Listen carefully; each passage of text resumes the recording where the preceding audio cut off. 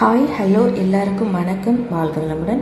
இன்றைக்கி நம்ம பார்க்க போகிற இடம் எங்கே அப்படின்னு பார்த்தோன்னா, தேனி மாவட்டம் தேனி நியூ பஸ் ஸ்டாண்ட்லேருந்து 2.5 கிலோமீட்டர் டிஸ்டன்ஸில் இருக்க ஒரு வீடு தாங்க பார்க்க போகிறோம்.